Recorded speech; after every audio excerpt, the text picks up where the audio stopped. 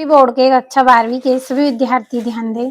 आज की इस क्लास में हिंदी का आपका जो वार्षिक पेपर है वो 25 फरवरी के दिन होने वाला है। तो उसके लिए आज हम महत्वपूर्ण प्रश्न फुल सॉल्यूशन के साथ पढ़ेंगे। तो पूरा पेपर आपका यहाँ पे कंप्लीट कर लिया है, केवल हमें प्रश्नों को समझना है। तो चलिए शुरू करते हैं। तो इस तरह के निर्देशांक रहेंगे और पहला प्रश्न, सही विकल्प चुनिए। पहला है पतंग कविता इनमें से किसके लिए प्रसिद्ध है? तो इसका आंसर रहेगा बिंब विधान के लिए पतंग कविता प्रसिद्ध है। दूसरा है कौन सा रस सहृदय के हृदय में उत्साह का संचार करता है? तो वीर रस इसका आंसर रहेगा। वीर रस है वो सहृदय के हृदय में उत्साह का संचार करता है। तीसरा है बाजार दर्शन पाठ का केंद्रीय भाव है। तो बाजार दर्शन पाठ का केंद्रीय भाव क्या है? बाजारवाद है इसका आंसर। चौथा है वह अच्छा खेला परंतु हार गया, ये वाक्य है यह एक संयुक्त वाक्य है। और पांचवा है आपका अतीत में दबे पांव पाठ के आधार पर कोठार किसके काम आता होगा? तो अनाज जमा करने के लिए काम आता होगा। अब अगला प्रश्न हम पढ़ेंगे। ये आपका यहाँ से छठा प्रश्न है, इनमें से कौन सा पत्रकार का प्रकार नहीं है? तो फ्री लांसर ये पत्रकार का प्रकार नहीं है। और अगला आपका प्रश्न है, रिक्त स्थानों की पूर्ति कीजिए। पहला रिक्त स्थान है, तुमने डेडेस को सहूलियत से बरताना कभी नहीं सीखा। किसको? भाषा को। भाषा इसका आंसर रहेगा।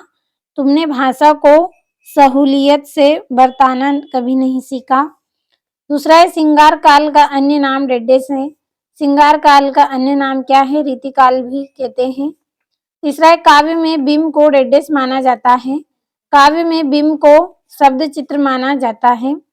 चौथा है बाजार में एक डेडेस है। तो बाजार में क्या है? जादू।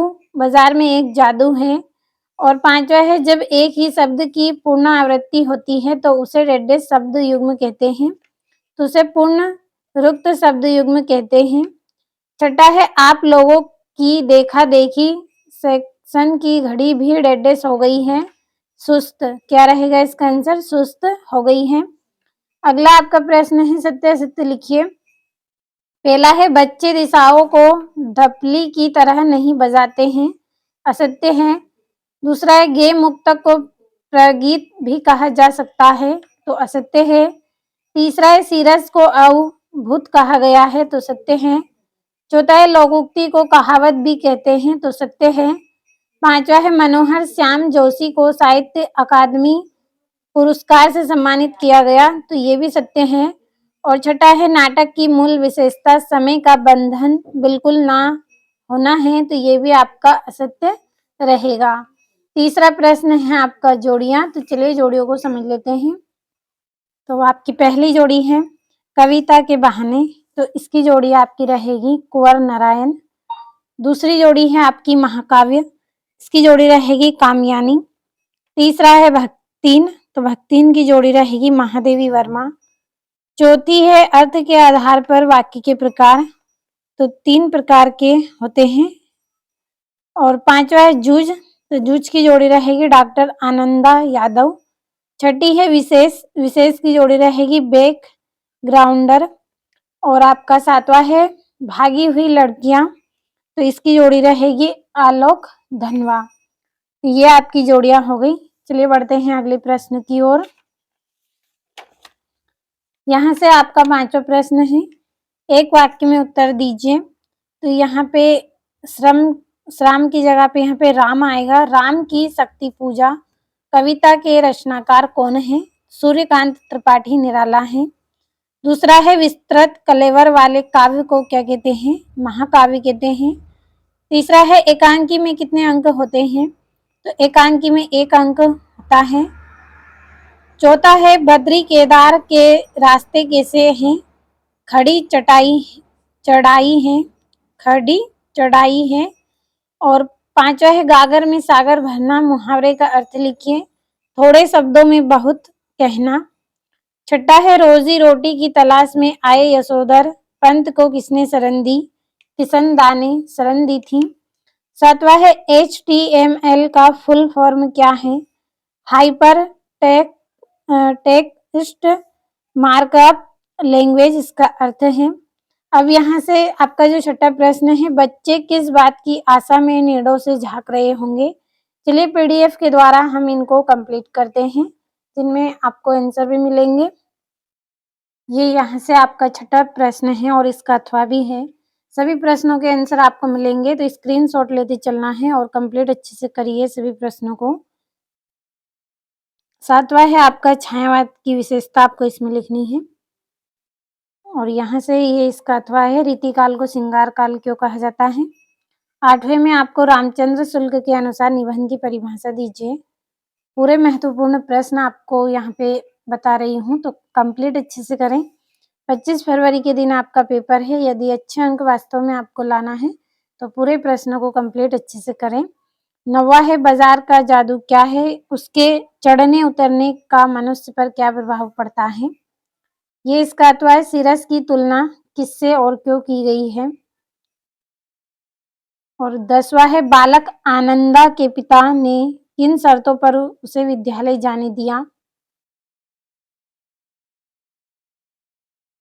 और ये यहाँ से इसका अथवा है। और ये आपका 11वां है अतिशयोक्ति एवं अन्योक्ति अलंकार को उदाहरण सहित आपको समझाना है। बढ़ते हैं अगले प्रश्न की ओर। सवेया छंद की परिभाषा लिखना है आपको उदाहरण सहित। कंप्लीट अच्छे से कर लेना है आपको, समय भी आपके पास बहुत कम है। और ये बिंब विधान से क्या समझते हैं? और यहाँ से ये इसका अथवा है, रेखा चित्र और संस्मरण में 2 अंतर आपको करने हैं।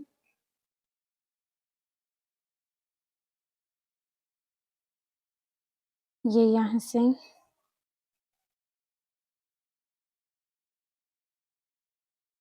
13वां राष्ट्रभाषा किसे कहते हैं? और निम्न अनुसार वाक्य आपको परिवर्तन करना है। और सूर्योदय होने पर अंधकार जाता रहा, भाषा एवं बोली में आपको अंतर करना है।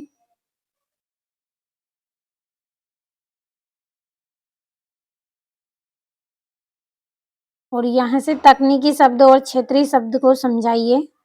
और डेडलाइन और फीडबैक किसे कहते हैं? ये यहाँ से ये इसका आंसर है, थोड़ा सा छोटा कर लेते हैं। यहाँ से मात्रिक और वार्णिक छंद में अंतर आपको बताना है।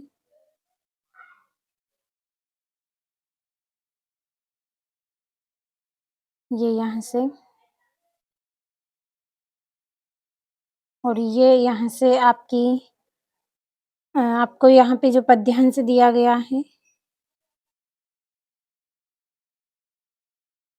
सॉरी संदर्भ प्रसंग व्याख्या करनी है आपको। और ये यहाँ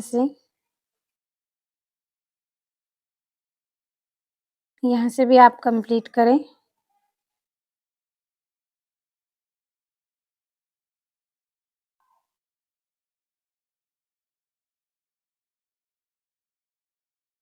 बढ़ते हैं अगले प्रश्न की ओर। तो ये आलोक धनवा का काव्यगत परिचय करना है आपको। रचना, भाव पक्ष, कला पक्ष, साहित्य में स्थान। यहाँ से तुलसीदास जी का काव्यगत परिचय करना है, जिसमें 2 रचनाएं, भाव पक्ष, कला पक्ष करना है और साहित्य में स्थान। और कविता कोमल हृदय की चीज है, भाव पल्लवन करना है। ये यहाँ से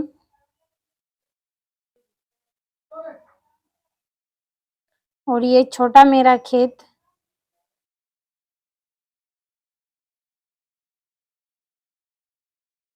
अब ये यहाँ से संदर्भ प्रसंग व्याख्या है। इसके बाद ये यहाँ से भी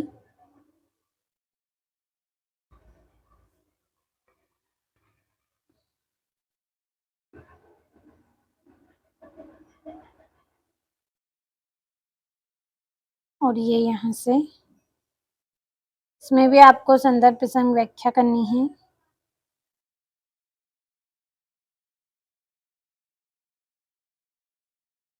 और आगे आपको जबलपुर नगर निगम के नियमायुक्त को नियमित जल आपूर्ति करवाने हैं तो आवेदन पत्र करना है।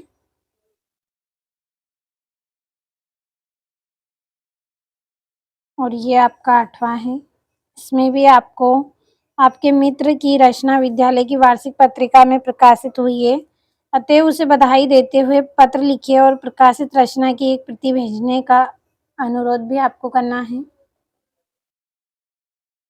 तो आज की इस क्लास में जितने भी प्रश्न आपको बताए हैं पूरे महत्वपूर्ण बताए हैं। भरोसा रखें, अच्छे से कंप्लीट करें, इसी में से आपका पूरा पेपर रहेगा।